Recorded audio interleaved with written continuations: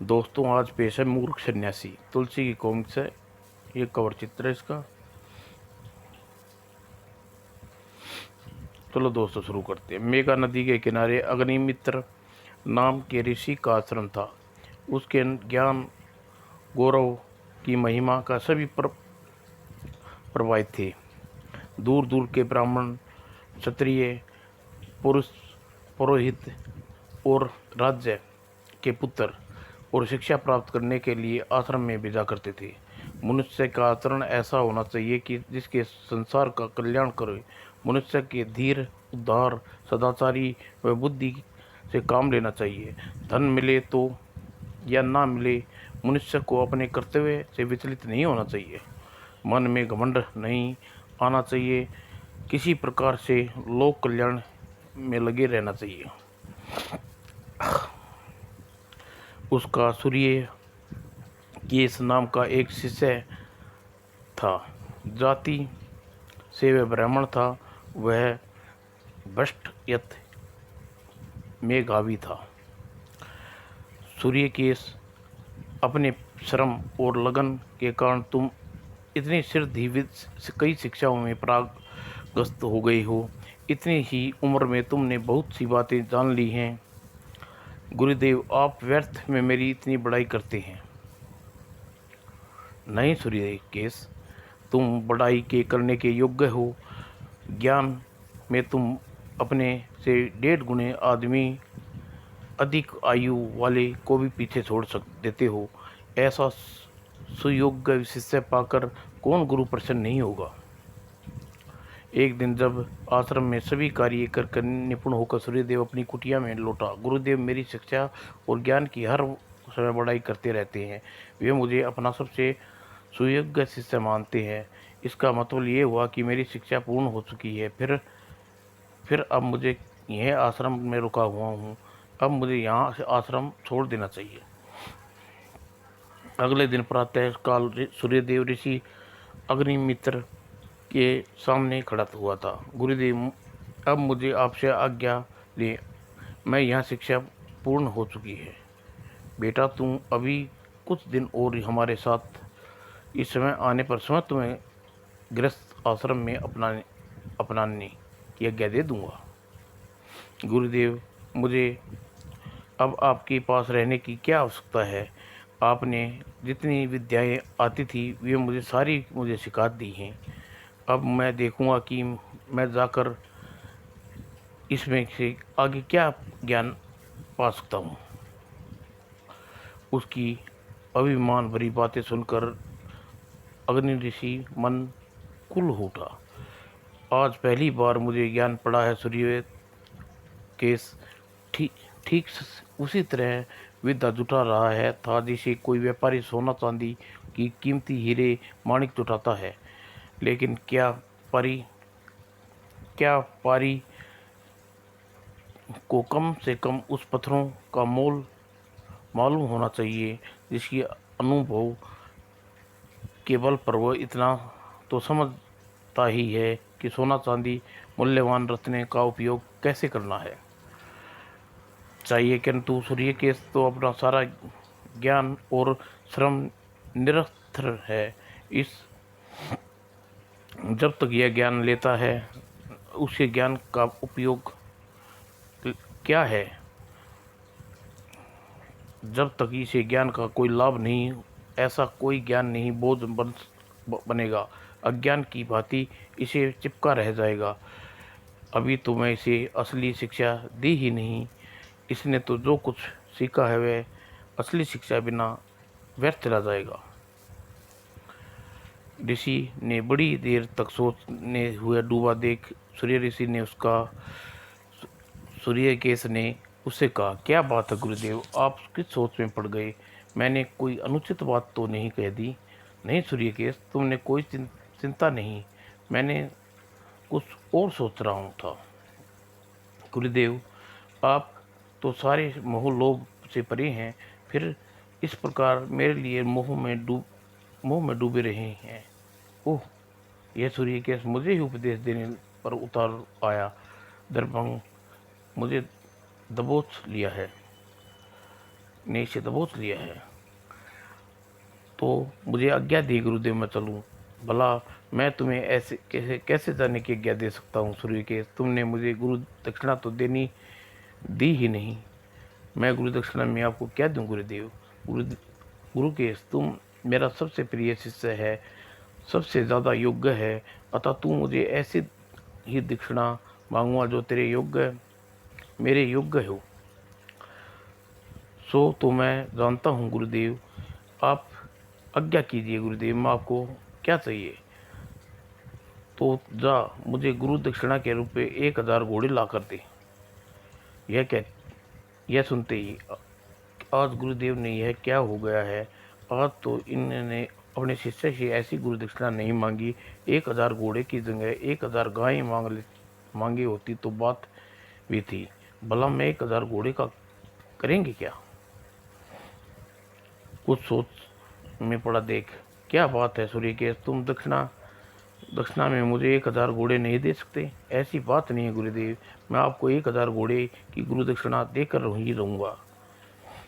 और गुरु को प्रणाम करके वह उसी समय आश्रम से चल पड़ा। लगता है गुरुदेव ने परीक्षा लेने के लिए मुझे संकट में फंसा दिया है। यदि मैं गुरु को उसकी मुँह मांगी वस्तु न दे सका तो मेरा कोई आदर नहीं करेगा।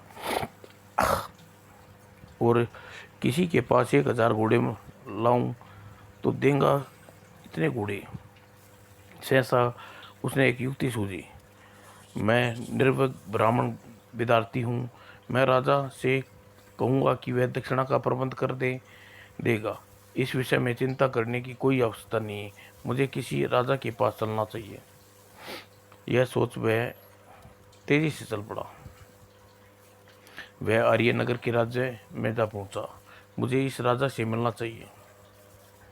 वह अजय नगर के दरबार में पूछा, कहिए ब्राह्मण पुत्र, कैसे आगमन हुआ? राजन, मुझे गुरु दक्षिणा अपने गुरु को 1000 घोड़े देने हैं। इस उद्देश्य से पूर्ति के लिए आपकी सेवा में उपस्थित हुआ हूँ। गुरु दक्षिणा के रूप में घोड़े मांगे हैं, वह भी 1-2 नहीं, पूरे 1000 100 भी। निर्धन ब्राह्मण पुत्र से ऐसे जीवन काल में पहली बार सुना हूँ। अवश्य ही इस बात में कोई भेद है, अन्यथा गुरु ऐसा नहीं करते। कुछ सोचते हुए राजा सूर्यवंश ने कहा, क्या मुझे पूरा विवरण बता सकते हो? तुम्हारे गुरु ने तुमसे ऐसी विचित्र गुरु दक्षिणा क्यों मांगी? महाराज, इसमें बताने लायक विवरण क्या है? मैं अपने गुरु का सबसे प्रिय शिष्य हूँ। वे अपना सारा ज्ञान मुझे दे चुके थे।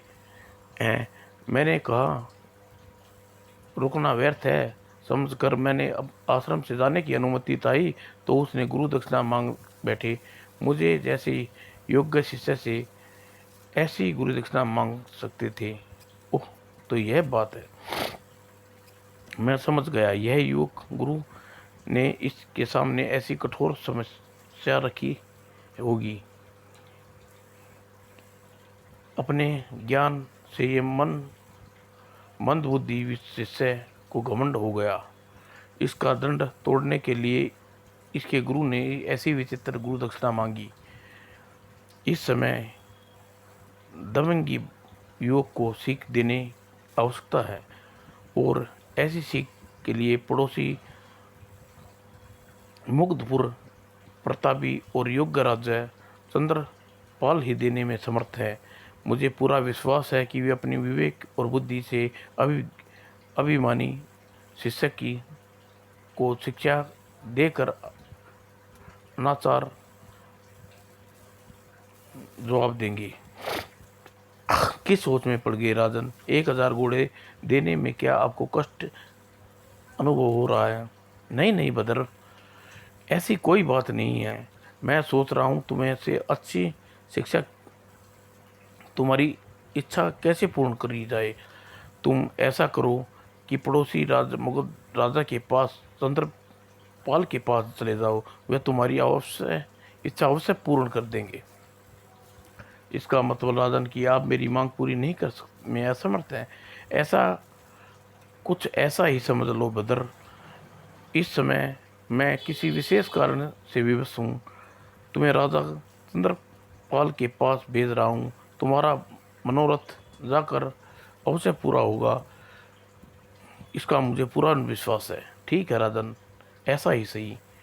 मैं तुम्हें राजा चंद्रपाल के नाम एक पत्र लिख देता हूँ। इस पत्र को पढ़ते ही राजा चंद्रपाल तुम्हें 1000 घोड़े दे देंगे। राजा ने पत्र सूर्यदेव को तुरंत और मगधपुर की ओर चल दिया। जब मगधपुर पहुंचा तो रात हो चुकी थी। रात को राजा चंद्रपाल से मिलना कठिन है, इसलिए मुझे किसी सराय में रुकन बितानी होगी। यह सोच वह एक सराय में जा पहुंचा।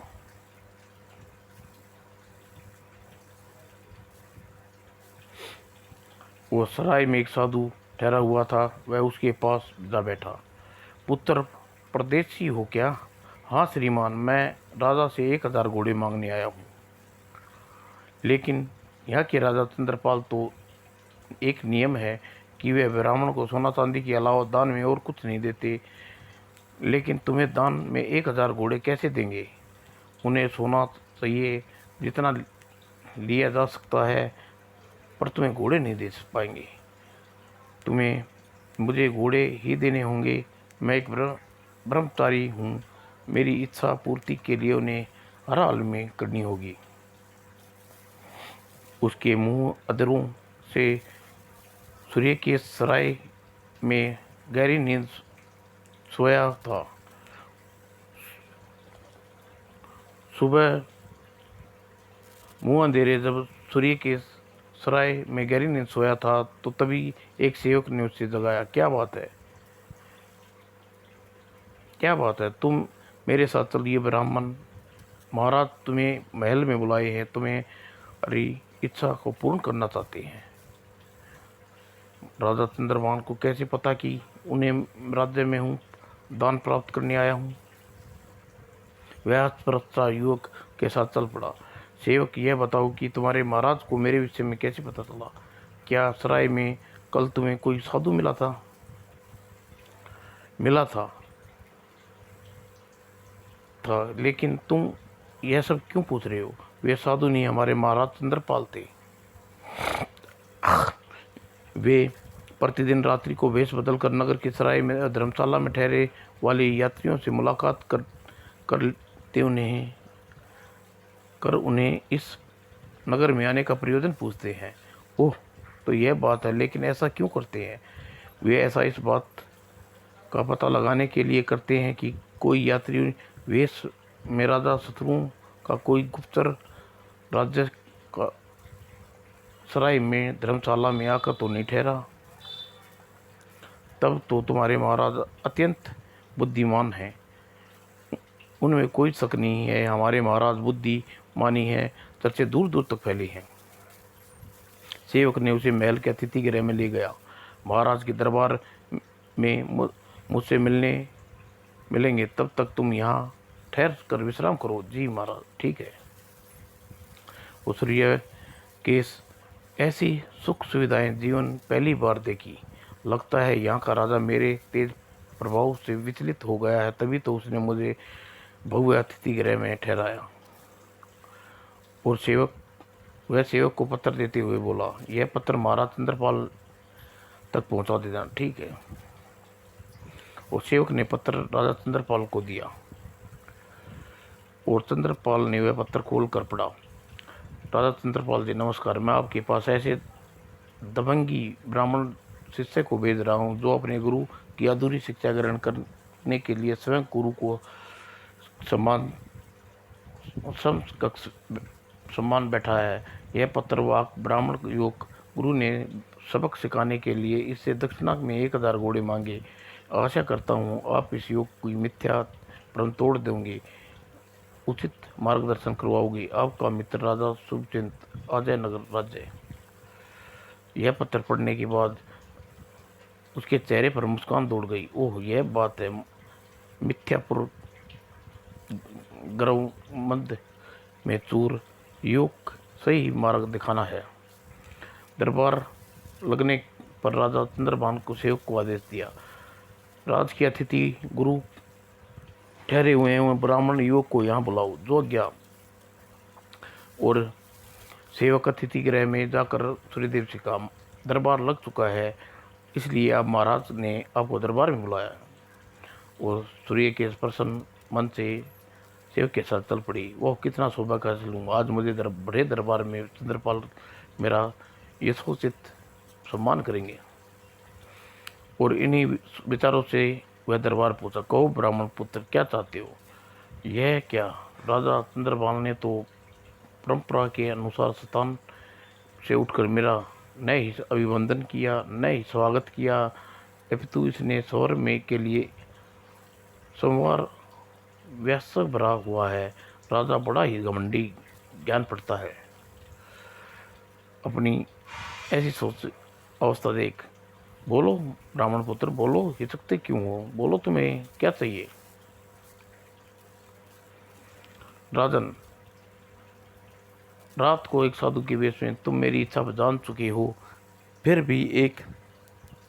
भी आप पूछ रहे हैं कि सुनिए, मुझे गुरु दक्षिणा में गुरु जी के लिए 1000 घोड़े देने हैं और आपसे 1000 घोड़े दान में चाहिए। बदर, तुम्हें मैं रात्रि में बात बता चुका हूँ, दान में केवल सोना चांदी इत्यादि करता हूँ। राजन, मुझे सोना चांदी नहीं, अपितु 1000 घोड़े चाहिए, पर मुझे तुरंत ही दान दीजिए, वरना मैं आपको श्राप देता हूँ। सुनते हुए राजा चंद्रपाल बुट्टी तन गई और सैनिकों से कह दे दिया, सैनिकों, मूर्ख ब्राह्मण को गिरफ्तार कर लो और कारागार में डाल दो। सैनिकों ने राजा चंद्रपाल के आदेश का तुरंत पालन किया। यह क्या अशिष्टा है राजन, मुझे छोड़ दो, वरना मैं श्राप देकर तुम्हें सारे राज्य को नष्ट कर दूंगा। मुझे तुम्हारे श्राप का कोई भय नहीं है। जाओ, इसे कारागार में जाकर आराम करो। वहाँ चैन से एकांत से बैठकर सोचना कि तुम्हें कारागार में सजा क्यों दी है। सैनिकों के सम्मुख सूर्य केस को ले जाकर कारागार में बंद कर दिया। अब मैं कैद खाने से कैसे बाहर निकलूं? भूख के मारे पेट में चूहे दौड़ रहे हैं। सूर्य केस को उस दिन खाना नहीं दिया गया। उसी रात भूखे होने के कारण उसे नींद नहीं आई। सुबह होते ही चंद्रपाल कारागार में आए। कहो भद्र, क्या हाल चाल है? राजन, दान मांगने आए ब्राह्मण का तुमने कारागार में डलवा कर निश्चय ही तुम्हारा विनाश निकट है। तुम्हारा यह अत्याचार तुम्हें खा के रख जाएगा। चुप रह सूर्य केस, मैंने वही किया जिसका तू अधिकारी था। तू दमंगी है। तू जैसा ब्राह्मण दान न मिलने पर श्राप देने को तैयार हो गया। क्रोध के कारण तू अपना ब्राह्मणत्व खो बैठा है, इसलिए तू ब्राह्मण नहीं रह गया। अब सदकर्म विद्या फलती फूलती है, तेरी विद्या व्यर्थ जा रही है, इसलिए तेरे गुरु ने तुझे ऐसी दक्षिणा मांगी जैसे कारागार में आकर तुझे ज्ञान मिला या नहीं मुझे यह बात नहीं पता। कारागार में भला मुझे क्या ज्ञान मिलता? मन सुन मूड, तू सोचकर फूल कर कुपा हुआ जा रहा है कि तुझे अपनी शिक्षा पूर्ण कर ली। यदि ऐसा होता, तू समय कारागार में न होकर गुरु के लिए 1000 घोड़े गुरु दक्षिणा लेकर उनके आश्रम में जा रहा होता। वह कैसे? सुन, मैंने दान में तुझे सोना देना चाहा। तूने दान को केवल 1000 घोड़े ही लेना चाहता था। मंदबुद्धि ब्राह्मण, तूने तनिक बुद्धि होती तो तू मुंह मांगी सोना लेकर उस सोने चांदी को बाजार में बेचकर धन प्राप्त कर सकता था। फिर उस धन के जरिए तू एक नहीं 5000 घोड़े खरीद कर अपने गुरु को दे सकता था, जबकि तूने ऐसा नहीं किया। तूने अपनी जिद पर अड़ा रहा। ओह, यह तो मैंने सोचा ही नहीं।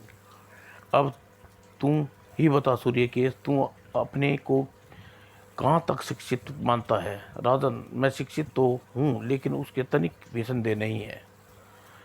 लगता है तेरी आंखों पर छाया दंभ जाला नहीं हटा।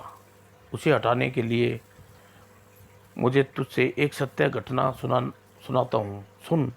रंगपुर राज्य में दीनानाथ नाम का एक व्यापारी रहता था। वह सूखे मेवों का अच्छा खासा व्यापार था। उसकी दुकान पर सदैव ग्राहकों की भीड़ लगी रहती थी। एक बार उसे साधन खर्च कर कर जला जलाशय में सूखे मेवे लाद कर व्यापार हेतु दूसरे नगरों में भेजे। दुर्भाग्य से समुद्री तूफान में दलियान डूब गई और सूचना दीनानाथ को मिली तो वह सिर थाम कर बैठ गया। हाय मेरा, हाय राम, मैं लुट गया, बर्बाद हो गया। ओ मेरा धन दलियानों में समुद्र में डूब गया, अब क्या होगा? इस इस साथ इस सारा धन खूब जाने एक साथ सारा डूब जाने के कारण वह कारोबार ठप हो गया। दीनानाथ का बाल बाल कर्ज में डूब गया। दीनानाथ एक माह यही सुनता रहा, तू मेरा पैसा आज दोगे, कल दोगे।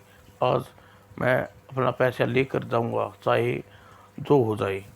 सेठ चंदादास जी, मुझे एक माह का समय और दीजिए, इस बीच तुम्हारे पैसे कहीं न कहीं प्रबंध कर लूँगा। तुम ही कहाँ से मेरे पैसे का इंतजाम करोगे? बाजार में एक पाई तुम्हारी साख नहीं बची। कर्जदार तुझे चुन कर चुकाने के लिए तू अपना भवन बेचना पड़ गया। जीवन में ऐसा दुर्भाग्य भी आएगा, अपना मैंने कभी कल्पना नहीं की थी। नगर में गंदी सी बस्ती में वे टूटे फूटे मकान में अपने परिवार के साथ रहने लगा। खाना न खाना न बहुत भूख लगी है। खाना कहाँ है से लाऊं बच्चों? घर में अन्न का एक दाना भी ना है। अभी नहीं, माँ भूख लगी है। ऐसे जीवन से मर जाना अच्छा है।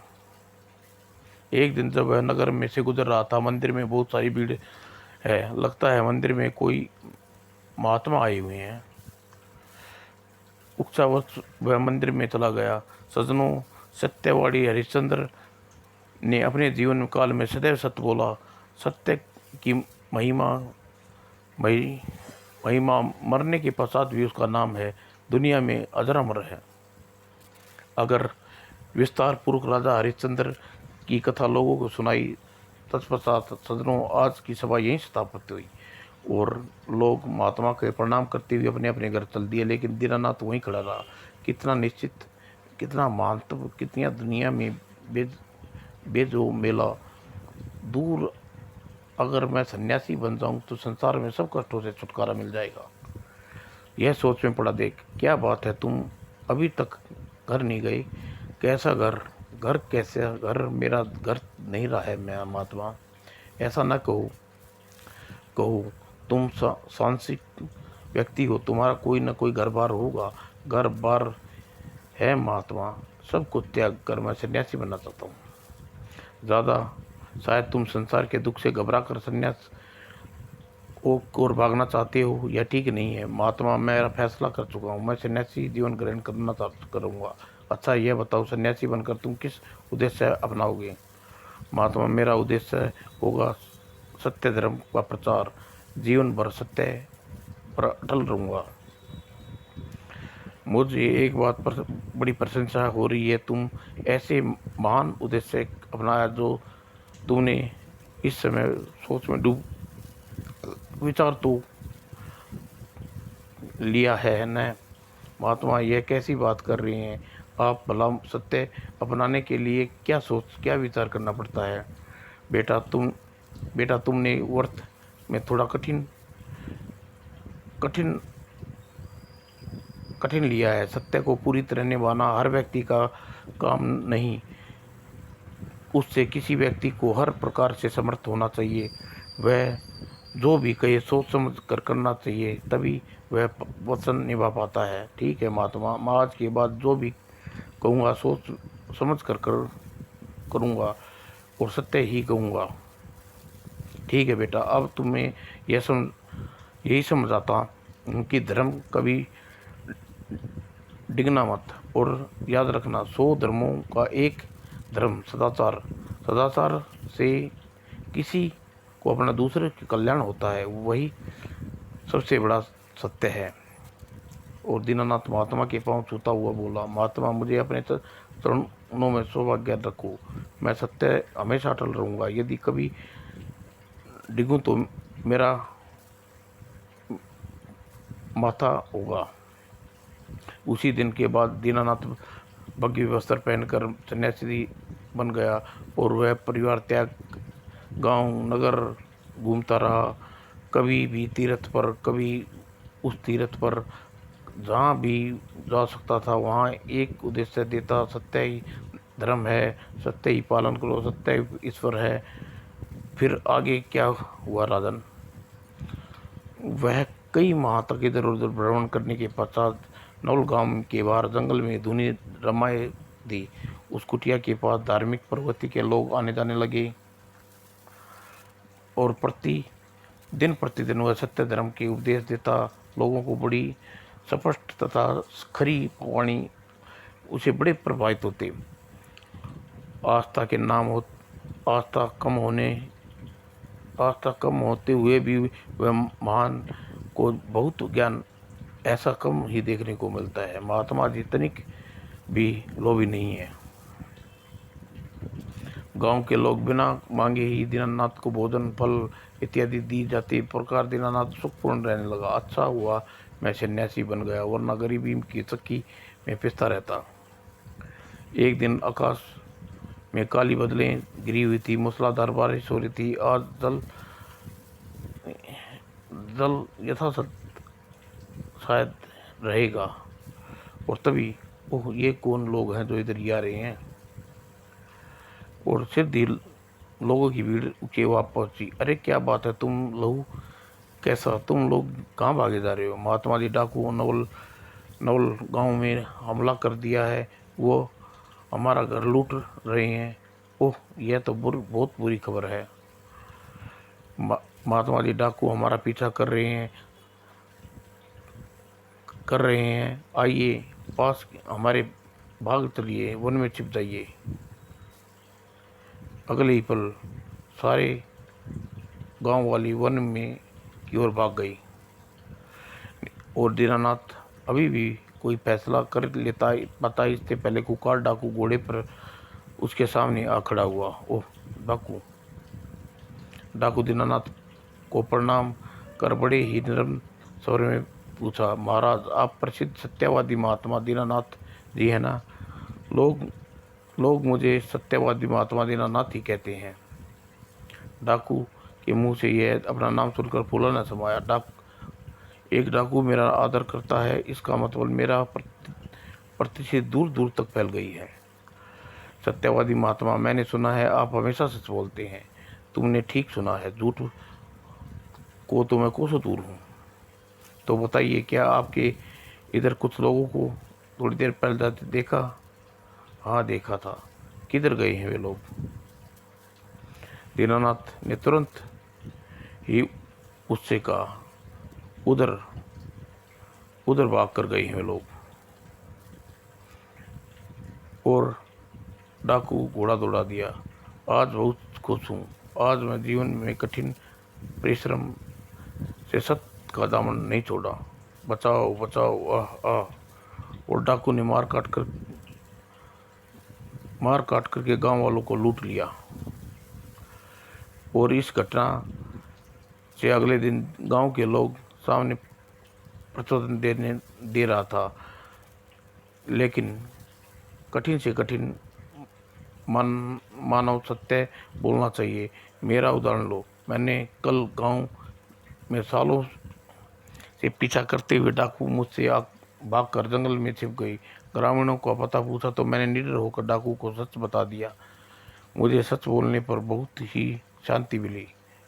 ओह, तुम्हारे बताए पर कल ही जंगल में निर्दोष ग्रामीणों को डाकू ने ढूंढ कर मार डाला। तब तो इस महात्मा को छोड़ना देना चाहिए। और पर देखते ही देखते ग्रामीणों ने उसे कहर बनकर टूट पड़े, मारो मारो ठठाक ठठाक। और वह दीनानाथ को बुरी तरह पीटते अधमरा न हो गया। धूर्त पाखंडी आज के बाद फिर कभी इस गांव में नजर ना आया ना। और इसी तरह गिरता पड़ता कर रहा था। दीनानाथ वहां से चला गया। राह में उसे महात्मा मिले जो सन्यासी बनने से पहले रंगपुर में मिले थे। दीनानाथ, तुम यह दशा कैसे हुई? महात्मा, आपने मुझे सत्य बोलने की शिक्षा दी थी, पर देखिए उसी सत्य की महिमा देखिए मेरा क्या हाल हो रहा है। दीनानाथ ने सारी बात जानकर, अरे मूर्ख दीनानाथ, तू सत्य नहीं, अब तू घमंड का पुजारी बन गया था। तूने जो मिलना था चाहिए था वही तुझे मिला। आखिर मेरा क्या अपराध है महात्मा? दीनानाथ, तू धर्म को पूरी तरह जाने बिना ही केवल गरीबी से अपना पीछा छुड़ाने के लिए सन्यासी बन गया। सत्य को केवल बात समझता तूने नहीं जाना कि किस स्थिति में सत्य क्या है। मैं कुछ समझा नहीं महात्मा। मूर्ख सन्यासी, उस ग्रामीणों ने तेरी जान बचाने के लिए इतना खतरा उठाया। भागते हुए तुझे अपने छिपने को कहने आए थे, पर तू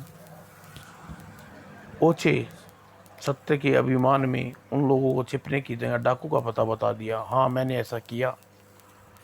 अरे मूर्ख सन्यासी, उस समय यदि तू झूठ बोलकर उस डाकू से गांव वालों की जान बचाता तो तब तुझे महान सत्य होता। पहले सत्य की परिभाषा तो जान ले मूढ़, तभी तो सन्यासी बनता। दीनानाथ के सिर शर्म से झुक गया। महात्मा, वास्तव में मुझसे बड़ी गलती हो गई है। अब मैं क्या करूं? वह सन्यासी का चोला उतार कर तू अपने परिवार के पास लौट जा। और जिस प्रकार दीनानाथ अपनी पत्नी गलती मानकर वापस लौट गया, उसी प्रकार गुरु के पास वापस लौट जा शुरू किया। बिना गुरु दक्षिणा दिए ही मैं उनके पास कैसे लौट जाऊं? कैसी गुरु दक्षिणा? अभी तेरी शिक्षा पूर्ण कहाँ हुई है? सूर्यकेश, तू अधूरी शिक्षा को ही पूर्ण मान रहा था, स्वयं को गर्व कर रहा था। यही तेरी भूल है। तू अपने गुरु के पास वापस लौटकर अधूरी शिक्षा को पूर्ण करके मैं जुट जा। शायद आप ठीक कह रहे हैं राजन। मेरी बात ध्यान से सुन। कभी भी भूल कर यह मत सोचना कि तू शिक्षा पूर्ण ग्रहण कर चुका है। शिक्षा ऐसी चीज़ है जो मनुष्य पूरे जीवन सीखने पर बीत जाता है, पर उसकी शिक्षा अधूरी रह जाती है।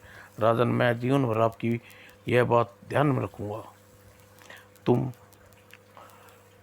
तुम चाहो तो अपनी शिक्षा पूर्ण करके पुनः मेरे पास आ सकते हो। यदि मुझे योग्य लगे तो तुम्हें अपना राजपुरोहित बना लूँगा। कुछ दिन पहले हमारे राजपुरोहित का स्वर्गवास हो गया है। और जब सूर्यकेश खाली हाथ अग्नि के आश्रम में पहुंचा, सूर्यकेश, कहाँ है मेरी गुरु दक्षिणा?